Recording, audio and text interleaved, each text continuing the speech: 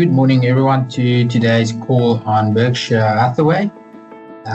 Today, we'll look at the revenue. So we'll break it down, see what the segments look like.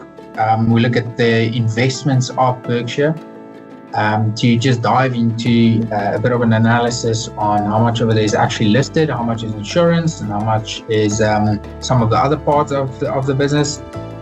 We'll look at the categories as well. We'll take a look at the current listed investments and speak a bit to the cash holding that they have. That's, I think, on everyone's lips. It's at record levels. We'll look at the valuation, and the recommendation is that it is fairly valued. I'll explain the valuation.